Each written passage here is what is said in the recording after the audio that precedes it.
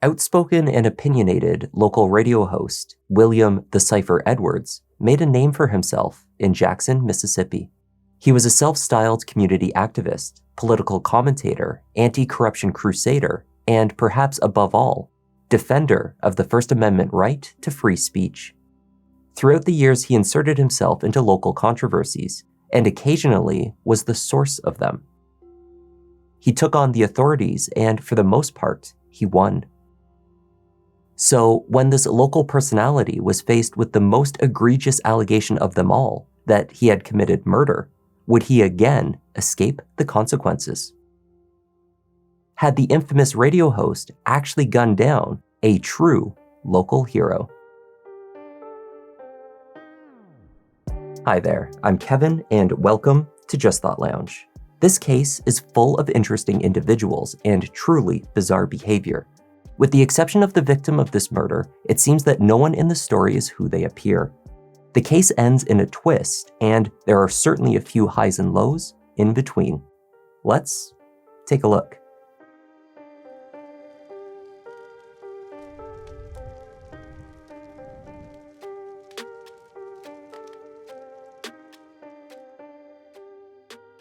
Jackson, Mississippi is the capital and most populous city in the state. Situated on the Pearl River, the city has beautiful open green spaces and a rich history. It has long been the center of political, economic, and social activity in Mississippi. In recent years, the political scene in Jackson has seen its share of controversy. Meetings of Hinds County officials descending into shouting matches, the forced removal of a county supervisor, and arrests. Topics as seemingly benign as the naming of a local train station or the efficiency of garbage collection turned into explosive encounters with displays of harsh language, destruction of property, and even threats of violence. Well, what you're hearing there is Napoleon Edwards, aka the Cipher voice, telling Banks he will bust him in the face. Banks walked away from the confrontation. The incident happened yesterday during a special city council meeting to talk about the city's garbage collection concerns. Inserting himself into the center of this chaos was one man, an outspoken and passionate radio host who goes by many names, William Irvin Edwards. On Facebook, he is known as Napoleon. On his radio broadcast, the Cipher voice, he is called the Cipher. To his friends and locals, he is just Polo. And to his many enemies, William has been called the Gut Bucket. In this heated and explosive political environment, William Polo Edwards built a name for himself as a self-proclaimed community activist fighting crime and corruption in Jackson. To that end, he formed what he called a liberal action committee called the Cipher. His content was often a mixture of personal opinion and information from ostensibly knowledgeable sources. He built a following of thousands across social media. Follow on all social media. Let's make a difference together. Man, welcome to another edition of the Cipher Voice, the most thought-provoking show on the web. Hey man, you are locked into the Cipher Voice right here from the We Believe Digital Podcast Studio in Jackson, Mississippi. We're broadcasting to you live tonight in 149 countries as well as Roku TV. Polo spoke out frequently about the issues facing Jackson and the need to make positive change in the community. Murder rates were of particular concern. He pointed to the root causes of the violence, which he believed began in the home and the family unit. We can't continue to go this way. We can't continue to allow Jackson, Mississippi to be at a higher rate per murder capital than Chicago. We don't have black fathers. We don't have strong black male figures. We don't have a moral code or a moral map. So we really have some work to do. And we really have some deep discussions that we have to have. People, we gotta come together. We gotta get down to the nitty gritty and we gotta implement real change. Time is running out just like it is on the show tonight. Tonight's show. For regular listeners of the Cipher who shared Polo's passionate concerns over growing violence and homicide rates in the community, The idea that the radio host himself would later be accused of murder was unimaginable. For others, however, the allegation was not only believable, but a natural progression of Polo's already volatile behavior. Despite the moral flair of his commentary, the Cipher had been accused of inciting or threatening violence more than once before, and he never seemed to suffer any real consequences. In November 2016, the radio host took aim at Roderick Richardson, a local pastor. The two disagreed over the best candidate in the upcoming mayoral race. Polo posted a series of videos where he claimed to have information from two of the pastor's church members. He accused Pastor Richardson of being intimate with a member of his church, whom he referred to on his show as a little girl. While Polo maintained that he had verifiable sources for the information, he was nonetheless charged with a felony for slander against the pastor with the intent to cause him injury. A jury found him guilty of the charge, and Polo was sentenced to 5 years in prison. He said that we were stealing money. He said that I was messing with little girls and all of these other types of allegations, which of course were unsubstantiated. However, in a development that would become a pattern for the radio host, the verdict was overturned upon appeal, and Polo would face no consequences for his very serious, unproven allegations against the pastor. The court found that Polo's First Amendment rights to free speech had been violated. Polo Edwards had been vindicated, and according to Pastor Richardson, emboldened. Well, what it did is it empowered him because he presented it in a way as if he fought it and won, but it was a simple mistake made by the district attorneys at the time. It gave him a sense of being untouchable. Perhaps the most notable and outrageous of Polo's feuds was with the Hinds County Supervisor for the 2nd District, David Archie. Criticism of Archie was a favorite topic on the Cipher Voice, and the supervisor offered plenty of ammunition to work with, from outbursts at meetings to accusations of election fraud.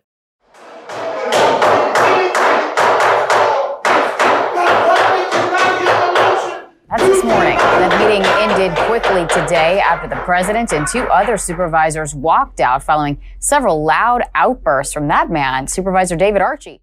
Archie was handcuffed and escorted out, but interim Sheriff Marshawn Chrysler decided not to book him. He will be charged with 5 misdemeanors: disorderly conduct, disturbing the peace, preventing the people's business from being conducted, destruction of county public property, and resisting arrest. I did not break any laws.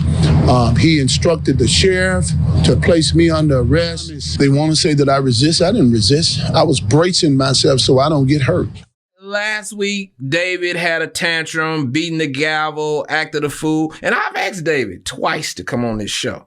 I've asked David Lee, matter of fact, I'll come to you, Mr. Supervisor. You know, you go everywhere else, but let's sit down and have a real conversation. All right, let me sit down and interview you, Mr. Archie. And he has declined. And in the next upcoming election, the citizens of Hinds County are going to take care of the business of the citizens. They go vote out David L. Archie, they go vote out Robert Graham, and they go vote out Credell Calhoun. The Cipher's dispute with David Archie, just like with Pastor Richardson, eventually led to the radio host's arrest, this time for cyberstalking, a charge that applies when physical threats are made online. The accusation rested on a single statement from the Cipher Voice in August 2020, when the host referred to 3 supervisors he often targeted: Archie, Graham, and Calhoun. He said, "I'm going to shoot that .50 caliber out at all 3 of them. I'm going to line those sons of guns up and execute them." Then he continued, "With information, news that you can use." Along with this alleged physical threat, Polo presented a series of documents to his audience, court records that purported to show that Supervisor Archie was a felon. The papers listed a sexual battery charge against a David Archie, followed by a guilty plea. In 2004, 2007, he got a charge of sexual battery. Wow. He got a charge of sexual battery. ain't got indicted on. Entered the plea of guilty. What kind of strings he put? Pled guilty, 10 years MDOC, suspended 5 years probation, no victim contact. That's your supervisor, David Archie. Yeah, that's him. Supervisor Archie, infuriated over the accusation, allegedly placed a phone call directly to Police Chief James Davis and the District Attorney's Office and arranged to have U.S. Marshals arrest William Polo Edwards. That my life was threatened by an individual of this city. He threatened to execute me along with others. The person name is William Edwards. And at that point, I immediately picked up the phone to call the chief of police, to call the sheriff, as well as the district attorney. And I thank all of them for being involved in this matter. Archie was questioned by reporters over the allegation that he was a convicted felon. He was adamant that these statements were false. When WLBT photojournalist Carlos Sanders asked him what information was true, it set off a firestorm of anger from Archie. The interaction went off the rails at that point. There are some information that he stated about me that were true. What is that? I don't have a problem with. I want you to find that information. I want you. All I'm saying is that I want you to do the same that the citizens have done. I mean, I've just told you that I've not been convicted. charged. I asked, have you ever been charged? You said you're not a convicted felon, and you used the word convicted several times. So I asked, just to clarify, have you been charged? Now, my colleague here just asked, are there other things that's been put out? I'm going to tell you again. Tell us again. Since you want to act like you want to harass me. I'm not trying to harass you. I am the media. I'm here to get information. Charged with a felony. Correct. The answer is no, no, no, no. You got it? Okay. Thank you. Now, Well, I guess all I would ask, sir, I understand you told us to go find it, but you're here right now. Can you just tell us? Said, I'm going to tell you again, and I don't want you to ask me that anymore. Okay. I want you to do your job. Always. And provide that information to the public. David Archie had been arrested in Georgia and charged with sexual battery in 1996. The case was later dropped. In Mississippi, he had been picked up on a domestic violence charge against his wife 4 years earlier in 2016. Again, he was never convicted. The JPD had only misdemeanors on his record. The documents presented by Polo Edwards detailed the criminal history of a different David Archie, a fact easily verified by the date of birth provided, which showed the perpetrator was born in 1985. Over 20 years after the supervisor. Polo had either failed to verify these documents or had chosen to ignore this information. This is about the fact that this platform has been built on truth.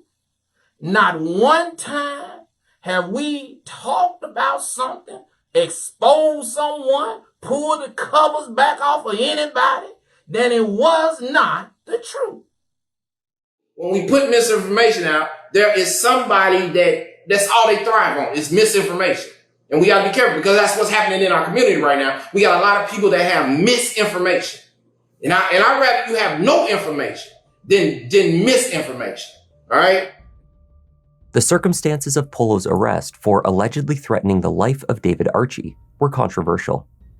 At a press conference following his release, his lawyer emphasized that threatening execution by information was not a crime. Pulled up at my place of employment, which is WPBQ on I-55 Front Road about 7:35 when I pulled up and exited. AM or PM? PM. When I got ready to exit the vehicle, several SUVs blocked me in and got out with weapons drawn. They were all U.S. Marshals. They told me put my hands up in the air. I complied and handed him both of my cell phones. He searched my vehicle, didn't find anything. I asked him what I was being arrested for. He said for cyber stalking. I said, cyber stalking? Are you serious? I said, well, why is the U.S. Marshal here? He says, we received this from James Davis. It's the Williams actually said that he believed he would have them lined up as a firing squad and throw information at them that he has gathered. Information, not bullets, not daggers, not stakes, not knives, nothing that could physically hurt or harm a person's body, but information. If you don't like what Mr. Williams said, I suggest you don't shake his tree and eat his peaches. Amen. Turn the station and try another station. I'm gonna shoot that 50 caliber at all three of them. I'm gonna line them sun guns up, and I'm gonna execute all three of them with information, news that you can use. Polo Edwards and his wife Doris proceeded to file a lawsuit against the city of Jackson, as well as its mayor, Police Chief Davis, County Supervisor Archie, and other named city officials. Some of the claims included were malicious prosecution, illegal use of taxpayer funds for personal gain by state actors, and conspiracy to commit false arrest and abuse of power. To his supporters, Napoleon Edwards was continuing the fight for transparency and exercising his First Amendment rights to freedom of speech.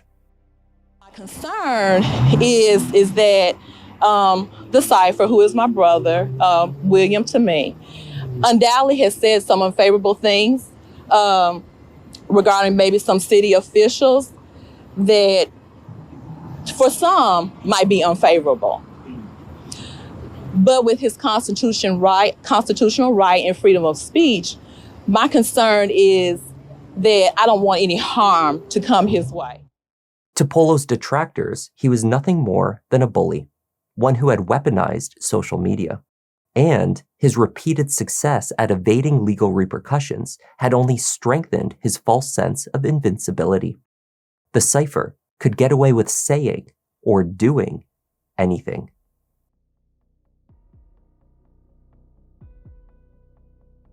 At 5:15 p.m. on May 1st, 2022, officers from the city of Clinton, which neighbors Jackson, were called out to a shooting that occurred at a home on Hannah Drive.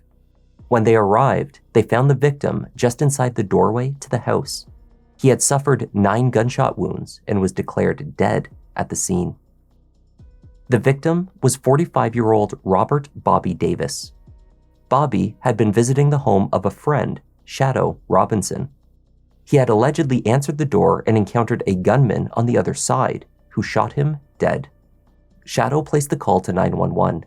She told the 911 operator, as well as the responding officers, that she knew exactly who the killer was. William Polo Edwards. Robert Davis was the founder of the Better Men's Society, an organization that mentored young men and aimed to steer them in the right direction. Just like his accused killer, Bobby had been a Jackson-based anti-violence advocate. He was a widely beloved philanthropist and crusader against crime. Not only that, his sister recounted how Bobby had literally saved people from burning houses and cars. He volunteered for reading programs in local schools, helped to feed the homeless, assisted with hurricane relief efforts, and cleaned up the city. Only a week before his death, Bobby and his organization joined Chief James Davis, no relation to Bobby, in Jackson for a march against crime. I tell mothers all the time, if you give me your young men, I'm going to give you some success back. These young men, they seem to know where the drug dealers are because the drug dealers are in their faces. The guys with the guns are in their faces. Like they see these guys on a day-to-day basis. So in the Better Men Society, we try to make ourselves just as visible. Feeding the homeless, visiting the sick, and cleaning up abandoned buildings are just a few activities they take part in. We go into the schools and read to the kids. We provide security for mom and pop stores. And for small churches who can't afford security, we help guys get their GEDs and provide jobs for young men. And we do basically anything positive that we can get our hands on. Bobby had been motivated by his own missteps earlier in his life. Born and raised in a neighborhood called Verdon Addition, he grew up with exposure to drugs, gangs, and violence. At the tender age of 11, he too joined a gang. Of that period of his life, Bobby later reflected that not having a positive male role model had canceled out his chances of escaping the situation. He loved and listened to his mother, he said, but as a kid, he admired the streets. As an adult, Bobby's efforts to be the positive role model that he wished he had had motivated his every move. On the day he died, he had been at church. From there, he delivered food and supplies to a family in need before visiting Shadow Robinson on Hannah Drive. Shadow was a single mother who ran a successful real estate business. She worked closely with contractors to fix up properties to sell and had met Bobby in this capacity. Shadow told police that she was not romantically involved with Bobby, though she believed that is how he wanted their relationship to develop. She had been romantically involved, however, with Polo Edwards. Indeed, she had recently ended her relationship with him. According to Shadow, Polo had not taken the breakup well. He had become obsessive and jealous. That day, Shadow was behind on work and accepted Bobby's offer to make food for the children. Around 3 p.m., the community leader arrived at her house with groceries and began cooking. 2 hours later, from the back of the house, Shadow heard gunshots. When she reached the front hallway, Polo, she said, was standing over Bobby. He placed a handgun in the waistband of his pants and ran to his truck before driving off. We do believe that this was not a random event. Whether or not Mr. Bobby himself was targeted, we don't know, but this was not random. I guess you could call it domestic in some sense of the word. Law enforcement in Clinton were in contact with Polo in the hours following the shooting. The lead detective assigned to the case, hearing Polo's name had been referenced in the 911 call, reportedly thought that the radio host may have been the victim. So the detective called Polo's cell phone to see if he could reach him. Polo picked up. They spoke over the phone a handful of times, arranging for the radio host to turn himself in, which he eventually did, although Polo delayed for days while making these arrangements. He would not go into the station until his attorney was available, he said. During this time, he took an unexplained road trip north and then south to New Orleans, where he was finally arrested. In custody, William pled his innocence. You don't have anything to say about? Did you kill him? Did you kill Robert Davis? No, I did not. It was when my dad called.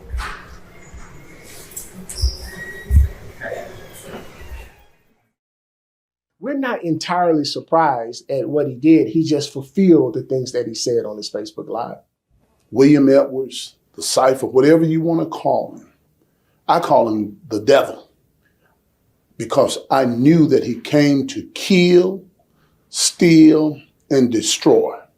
And he destroyed himself with the effort of trying to destroy others. Forensic analysis of the scene did not help to clarify what had transpired. Investigators found 6 spent shell casings on the ground and identified 2 different brands of ammunition. 2 of the bullets that killed Bobby were determined to be from the same 9mm firearm. However, analysis of the other 7 returned inconclusive results. A search of Shadow's home took place on May 4th, 3 days following the shooting. Shadow told police that there were no guns in the house. Indeed, with her criminal history, she was banned from owning one. Police nonetheless located 9mm ammunition inside. They found it did not match the bullets that killed Bobby. Polo's home in Jackson was also searched by Clinton police. A 9mm gun case was found with 4 live rounds inside, but no gun. The pickup truck that he had been driving, a black Ford F-450, was owned by a friend. It was also searched. This search also occurred days later, following Polo's unexplained road trip to Louisiana. The truck's owner told investigators that Polo had driven it for the previous 6 months. Inside the truck, police found more 9mm rounds. The murder weapon was never located. There was no other physical evidence linking William Edwards to the crime scene. When the case went to trial in the summer of 2023, the defense argued that William Napoleon Polo, the Cipher Edwards, was being made the fall guy. The entire case rested on the testimony of a single witness, Shadow Robinson. The defense team pointed the finger at her. What the evidence is going to show is that the only witness, and I mean the only witness, that says William Edwards shot and killed Bobby Davis is Shadow Robinson. The only witness that says William Edwards was at Shadow Robinson's home the afternoon around 5 o'clock of May 1st, 2022 is Shadow Robinson. The state's case may have been dependent upon a single eyewitness, but there was corroborating evidence. Polo maintained that he had been at home in Jackson that entire night. However, analysis based on cell tower signals placed Polo's cell phone leaving his home in Jackson just past 5 p.m. on the day of the murder. Connections to local towers showed the device traveling towards Clinton. The last location captured before the shooting occurred was 4 minutes prior. It placed Polo's phone only 4 blocks away from Shadow Robinson's house. The connection picked up again minutes following the murder. Polo's cell phone was tracked leaving the area, corresponding to an image captured from the Fun Time Skateland and Childcare on Highway 80 at 5:13 p.m., 1 minute following Shadow's 911 call. The image captured a black Ford F-450 pickup truck matching the one that Polo had been driving. One additional witness from the neighborhood, Wayne Derrick, told the jury that he was working on his computer when he heard gunshots. Derrick said that he saw a black pickup truck driving away from the scene. The cell phone data was not exactly a smoking gun. It was extremely unlikely that Polo's cell phone would have connected to a tower covering Clinton while he was still at home in Jackson, but that did not prove that he committed murder. Defense counsel grilled investigators as to why Shadow Robinson had not been considered a suspect, given that she was the only other adult known to be in the house at the time of the murder. Identified by whom? He was identified by an eyewitness. Who? Being Shadow Robinson. Okay. Who else? She was the only one on scene to my knowledge. What else made him a suspect? Objection, Your Honor. Argumentative. On the phone rule, you may. What else made him the suspect like him? Yes, sir. So the 911 call, she said him by name. She That's her saying he's the one that did it. On a recorded 911 line, yes, sir. She said him by name that he did it. Is it more truthful because it's on a recorded 911 line than it's making some face to face? Well, with all due respect, you asked me how I found that out. You became the suspect. What did you have? We had a recorded 911 call stating him by name, and we also had an eyewitness of Shadow Robinson who told the responding officers. Same person. Same person, yes. You really didn't have two different identifications of them. What you had was one person twice saying he did it. Well, if you would continue, she did provide a vehicle description, and a neighbor also provided a vehicle description as well. So she's the key here. She's the one that said he did it. That's correct. Right. And that's why he gets investigated. Did anyone investigate her? Mr. Ford, that's a very good question. In fairness to the trial and the case, we investigated everybody. Shadow's testimony took place over 2 days.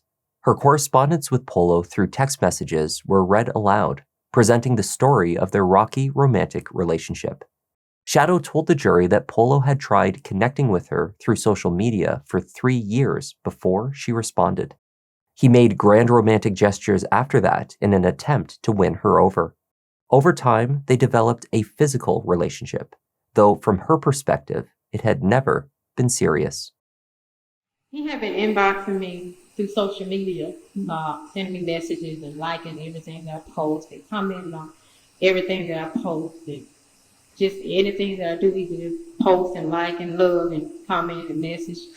Did you respond to those messages? Not for 3 years. No. But he told me that his wife had filed for divorce when he was incarcerated. Before he got home, we served him and he signed and what. So he lied about that initially. By the spring of 2022, the relationship was on the rocks. Shadow had broken things off. But Polo, she said, was not letting go. He arrived unannounced at her home with treats for her children, knowing that she would not force him out or cause a scene in front of them. He was also stalking her. Messages from her phone to his showed instances of her telling him to stop following her. He sent a series of texts proclaiming his love for her. He also expressed his jealousy and insecurities over her time spent with other men. When questioned at the scene, Shadow had told detectives that Polo had no beef with Bobby, but she testified at trial that he was indiscriminately jealous of all men in her life, Bobby Davis included. The night before the shooting, Polo had sent a handful of messages that went unanswered by Shadow. He sent her a photo of the two of them together, taken months earlier. In the photo, she was sleeping. She had been unaware he had taken it. One of his final messages warned her that she would come to regret rejecting him. "You're going to wish you played this game on someone else," he wrote. On the afternoon of May 1st, Shadow testified that she was in her bedroom getting some work done when she saw Polo pull up to her house in the black pickup truck. Bobby was in her kitchen. I went to the kitchen first. I said, Robert, the kitchen is right outside of my bedroom. So I went in the kitchen. I said to Robert, he was on the facing this side of the counter, making cornbread. And I said, Robert, why is Polo pulling up in my driveway? And he said, huh?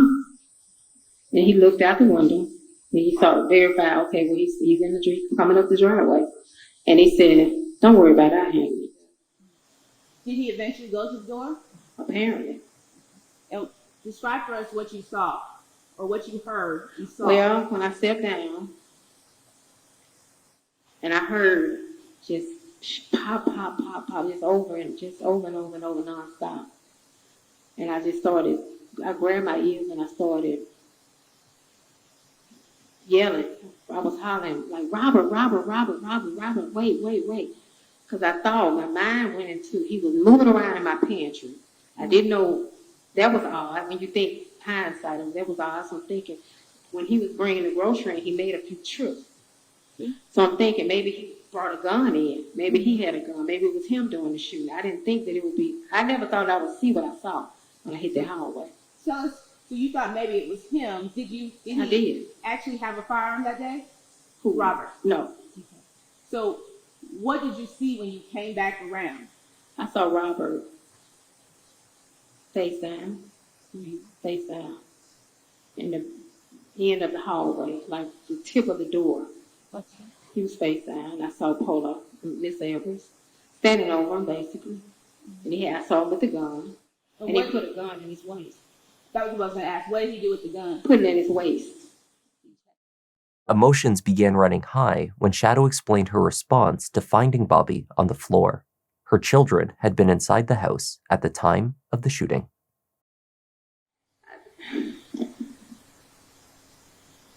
I had to secure my babies. Your children, they were at the home at the time? Yeah, Spirit loves that man. Anyway, any move he made, he knew that. That baby was on that man's heels. Do you hear me? He could have killed my fucking baby, man. That's fucked up. Let's take the jury out. He didn't give a damn. I'm sitting around my kids. I could have never done that to him. I have never disrespected his house. Ever. And he could have killed my baby. Those kids supposed to be alive. And they didn't deserve it. Following the outburst, the court took a pause from testimony until the following day. The defense's motion for a mistrial based on the witness's behavior was denied. When it came time for cross-examination, defense attorney Tom Fortner did not pull any punches. He questioned if Shadow's version of events even made sense, particularly the assertion that Polo had placed his handgun directly into the waist of his pants after firing at least 9 shots. Would it not have been far too hot to do so? Shadow was also questioned about the results of the police search of her home. In it, they found 9mm ammunition and Bobby Davis's cell phone. It was sitting on a shelf in her closet.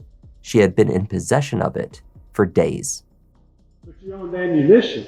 No, I never owned ammunition. There was ammunition in your house. I have a house full of children, adult children. I had children there. So the house full of children, there was, as I recall, in this case, when the police searched your house, they found a 50-round, 9mm round drum clip for a 9mm gun. That was your drum? No. Well, which child was it? My adult son. And who is your adult son? Oh, you would know him. Did you tell the police you didn't know where Robert Davis's cell phone was? If they didn't ask, I wouldn't respond, so no. Was Robert Davis's cell phone in your house? Later on, I found it there. Later on when? When me and my attorney came back from giving a statement.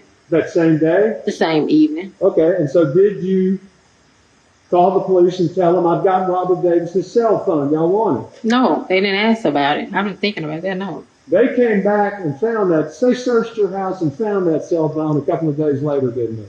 They did. And where was the cell phone when they found it? In my closet. This speculation took a backseat to other questions related to Shadow Robinson's credibility. It seems that Bobby Davis was not the first person to have been murdered in Shadow Robinson's home. In 2001, Shadow shot and killed her ex-boyfriend, a man named Linnell Moore, in her apartment. In 2001, you shot and killed your ex-boyfriend, Linnell Moore, in your apartment, and your children, his two children, you and his two children were in that apartment at that time. Is that correct? No. I mean, I shot him, but I didn't kill him there. So no, he didn't die in my apartment, Mr. Portman.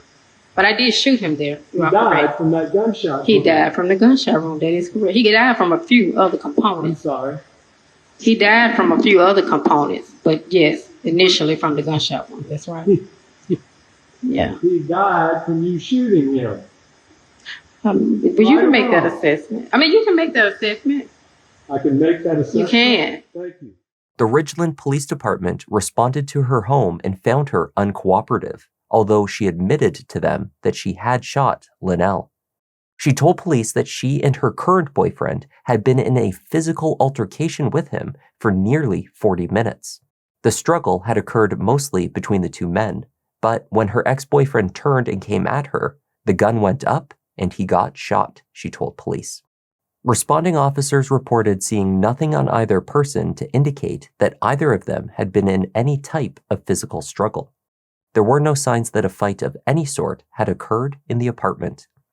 No furniture was broken, and no walls were damaged. A jury convicted Shadow Robinson of manslaughter. Her sentence had been 20 years in prison, though she did not serve the full term. And you actually went to trial and were found guilty of manslaughter. I was. And you went to prison for a while. Unjustly, I did. Okay. Fortner then questioned whether Shadow would consider herself a violent person. There is nothing violent about you.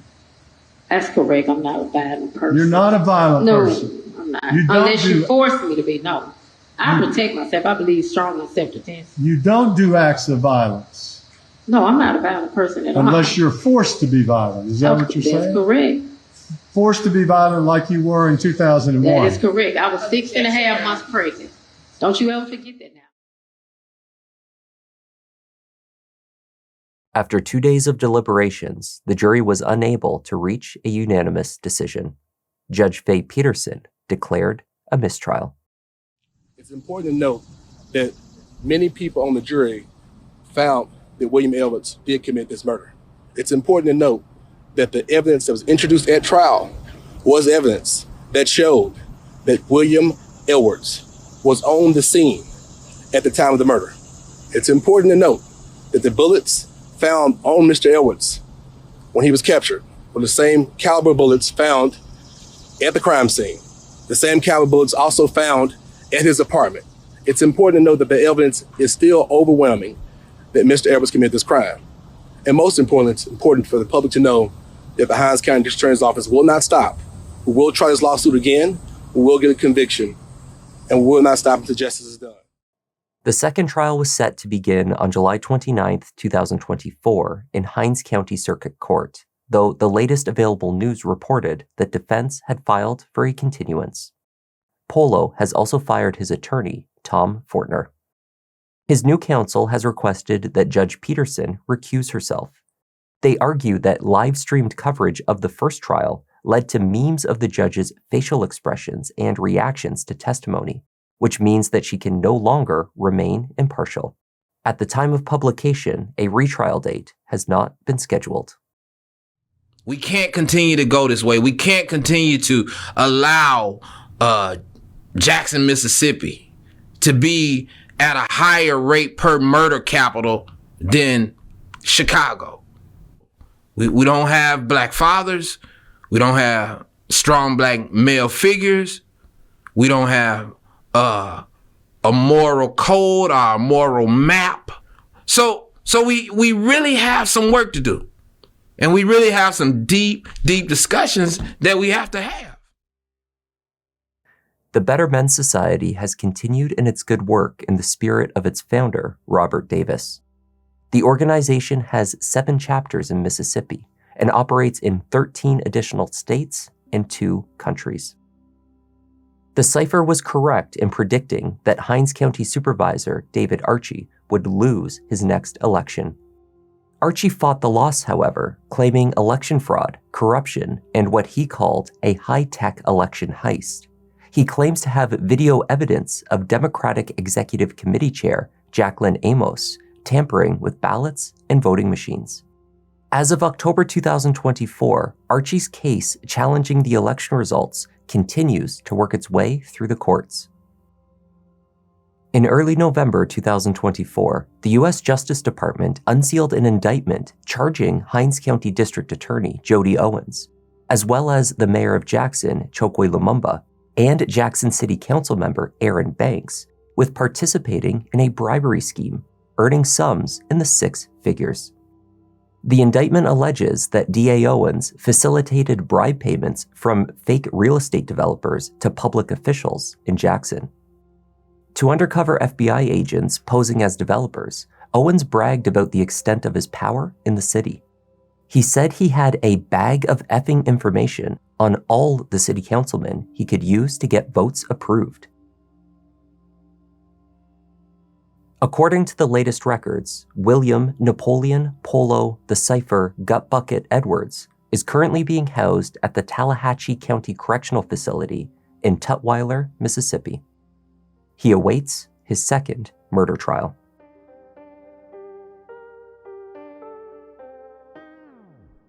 That was the strange case of William Edwards, the anti-violence activist who may or may not be a murderer.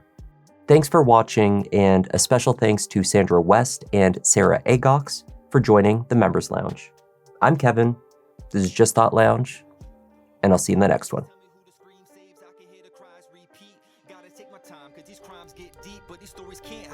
Find my seat. Kevin, go ahead and settle in. Gotta be selective, doing all the research, keeping it objective, always been effective. Can say he got a knack, pick of the litter. You see how Newton got his back. Yeah, the content that you need. This could be a new sign. We talk in the comments, they jot in a few lines. Tune in and hit like, love that. It's too kind. Feels like the whole world